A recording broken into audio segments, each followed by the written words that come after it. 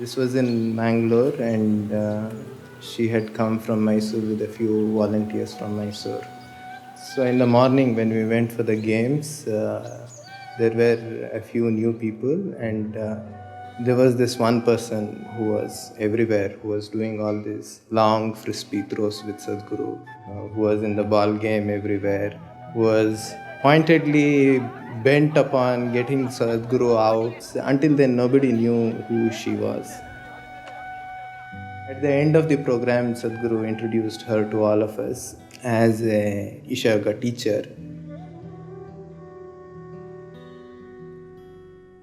And that's the time she was working in a bank. She was so aligned to Sadhguru and always being around him.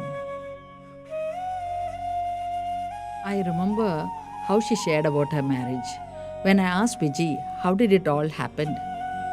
She said that when she met Sadhguru, in that very first meet, we knew each other. That's it, and that's marriage for me.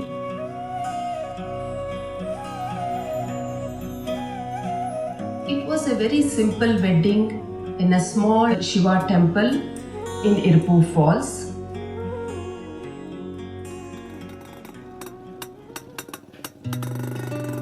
At that time, Sadhguru was, he was developing a farm. And everything that happened in the farm, she would know, she would be there whenever she could. He would spend half the month in his farm, another half the month he would teach a class, either in Hyderabad or in Mangalore or Coimbatore or Tirupur or one of these towns. Every weekend, Vijji would travel to the initiation from Mysore. When whoever knew Sadhguru or Vijji, they always knew them as Jaggi and Vijji. They were always together everywhere in everything that they did. They nurtured each other, played together, traveled extensively like gypsies. And such was their companionship.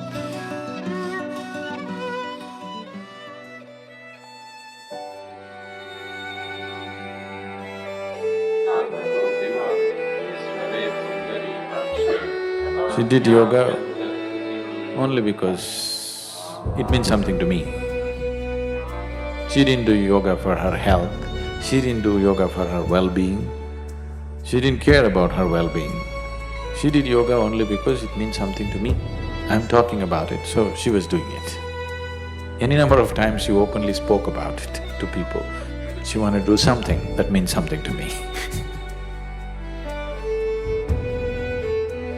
For Vijji, who is my wife, but most of the time she more existed as my child than my wife because she was like that. But still we had a very engaging and engrossed kind of relationship all the time. She was like my shadow all the time, 12 years, she just was everywhere that I was. She organizes the yoga program, she goes around, works throughout the day, she does everything.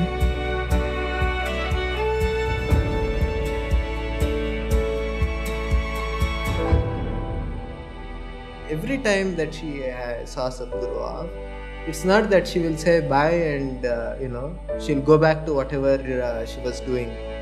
She has to see him get onto the vehicle, she has to see him start, she has to wave, and she has to keep waving until he is out of sight. Even after 10-12 years after marriage, every day, almost every day this situation is happening.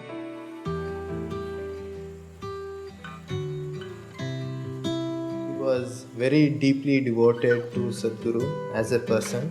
She also constantly maintained an overt posture that she had nothing to do with spirituality. She was only interested in Sadhguru the person, who happened to be her husband, and that was her only interest.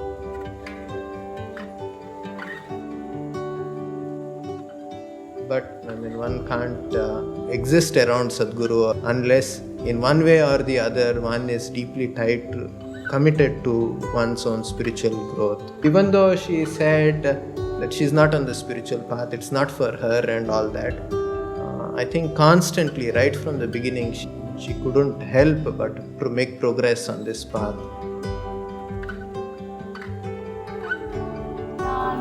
few moments and few incidents that I saw in Sadhguru. I mean, in my own life, these moments have had such deep impact. This must have happened with Vijji continuously in so many ways, which obviously had big impact.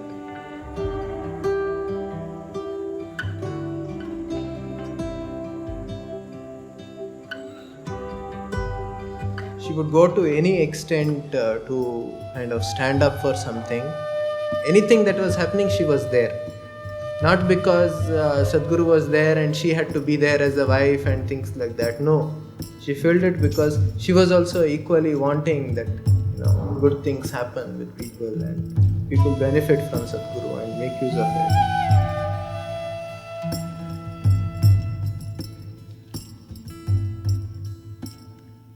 அது எவ்வளோ நாள் கழிச்சு வந்தாலும் அவ்வளோ ஞாபகம் வச்சு கேட்பாங்க. நீங்கள் வந்து பார்க்கலாம், அவர் வந்து பார்த்தார்ல, நீங்கள் ஏன் வரல அப்படிம்பாங்க. எல்லாருக்கிட்டையும் இவங்கக்கிட்ட பழகணும், இவங்கக்கிட்ட பழகக்கூடாது அப்படி கிடையாது. ரொம்ப உரிமையோட அவ்வளோ அன்பாக இருப்பாங்க. Like she is very soft in her heart. Like if somebody has to say something, she has no hesitation even to take a bangle and give it to them and to solve the problem. Very, very relatable and affectionate woman I have ever come across.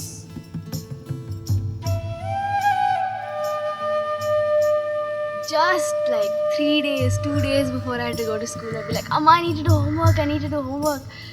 The last 3 days, I'd be writing with my right hand, she'd be writing something else with her left hand just to make it seem like it was my work.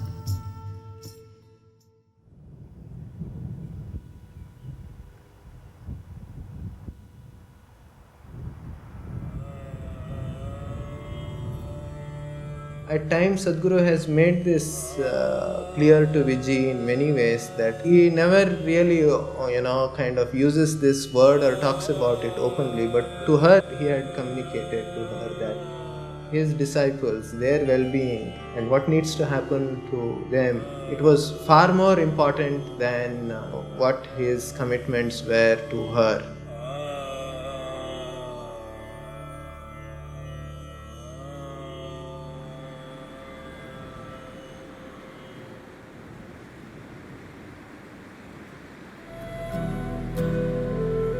Swami Nirmalananda was somebody I knew for a long time.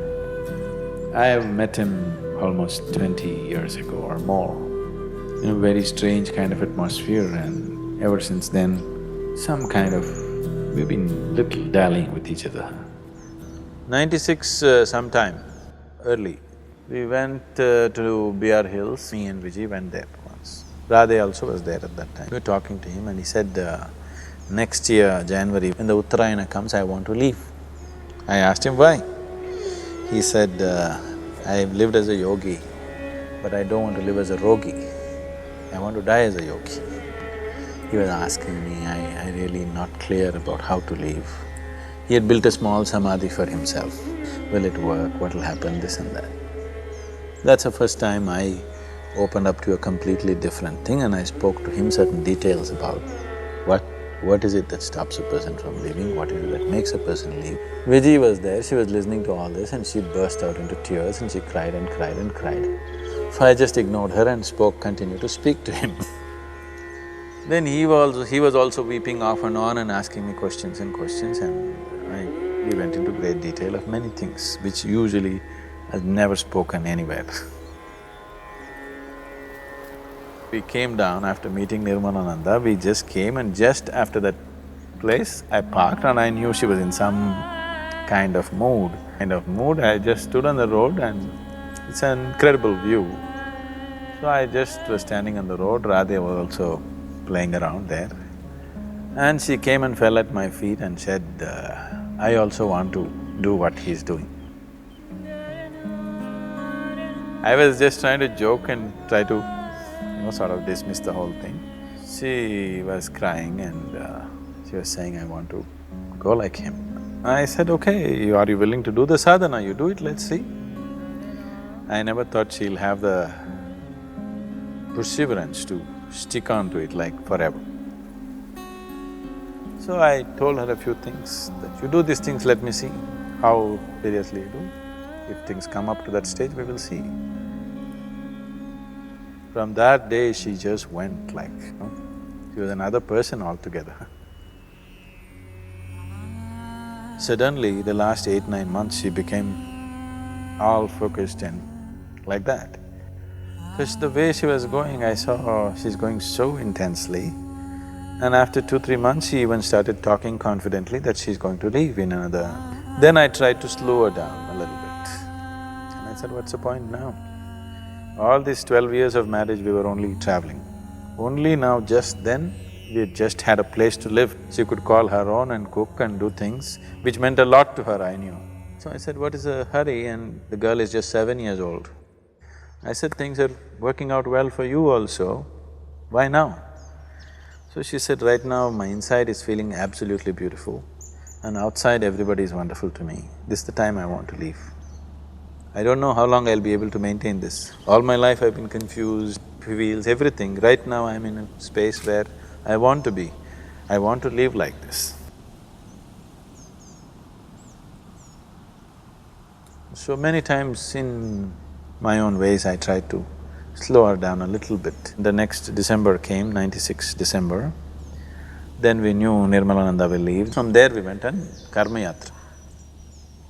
This is the final lap of Dhyanalinga consecration. So I wanted to clear up a few things for people involved, so I took them on a 6-7 state tour.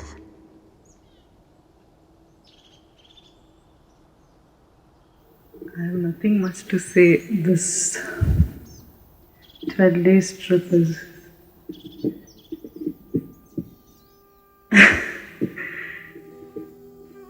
yeah, I certainly experienced tremendous energy, and I can say I've taken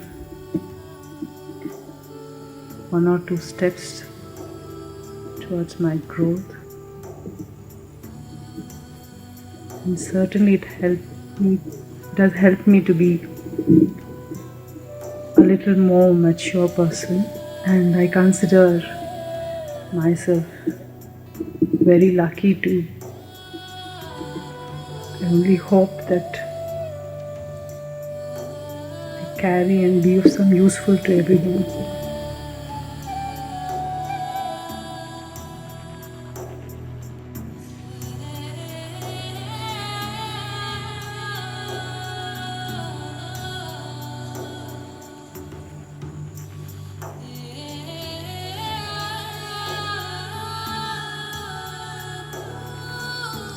By now, after the Karma Yatra, she was all glowing like a full moon. People who saw those last few weeks, they could clearly notice she was like blown like a full moon. Then I had to tell them, she said she's going to go shortly. They wouldn't believe it. I said, that's how it is. December Paurnami onwards, she started serving the people. 3 Paurnami, she wanted to cook and serve and she wants to leave. Then on 21st, we dropped Radhe at school. And that's when she was talking to Radhe already that I won't be there after some time. The girl was just about fine, she didn't take that, and we came back 21st evening from Ooty. 23rd evening is when she left.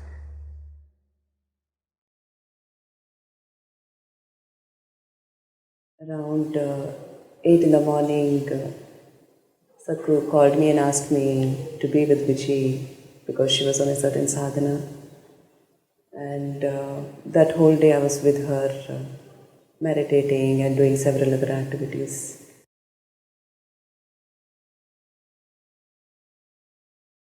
Shambho, Shambho, Shambho, finished. It was… Just before that she went out, about 6:11, 6:12, that's the time. About 6 o'clock, she went out, she wanted a rose flower. So she asked one of the brahmacharis to get a rose flower. They ran to the Vanaprastha ashram, got the rose flower and came. She held the rose flower in her hand, Shambho, Shambho, Shambho. Just 7-8 minutes, it was over.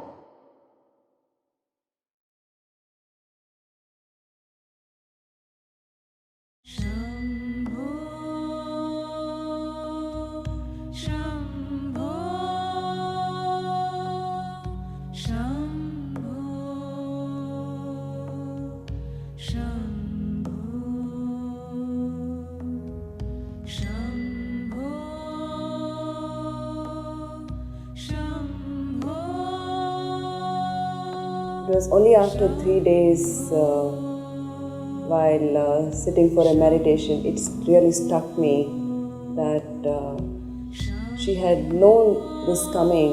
It's like her Mahasamadhi is just a promise to me. So if you really, that's what you want, it's a possibility.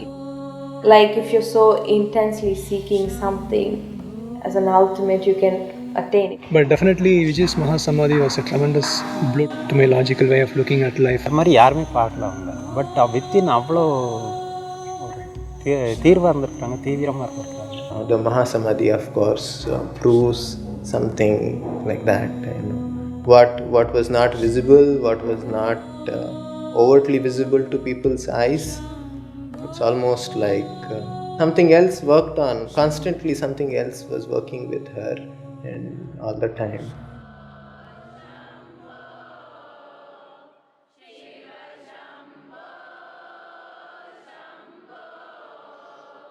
In the yogic traditions, held as a very sacred day, because many beings, either out of intent or just sucked into it, either chose or got induced into shedding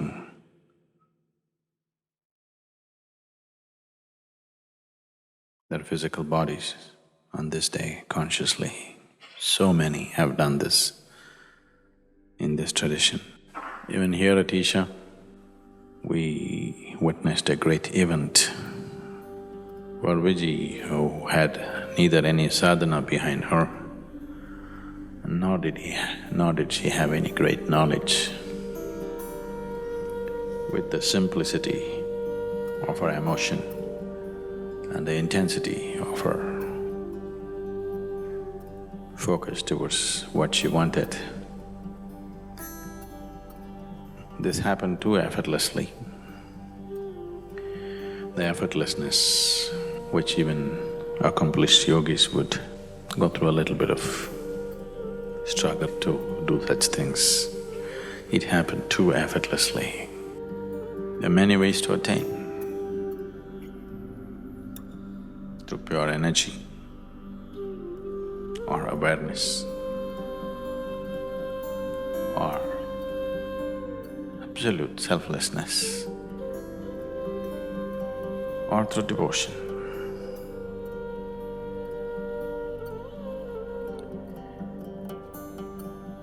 Devotion I put last, but it's the quickest way.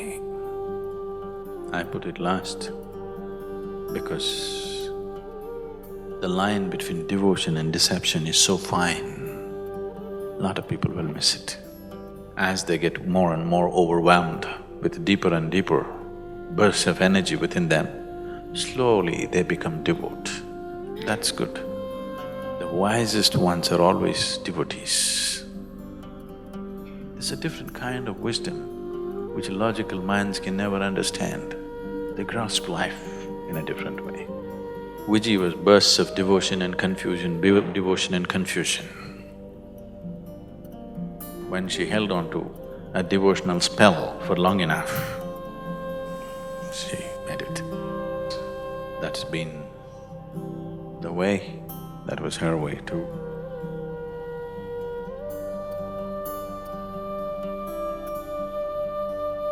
So three things that she would have been very happy and proud to see was the glorious way in which Dhyanalinga consecration happened in spite of her absence at that time, and of course everything else that is happening with Isha.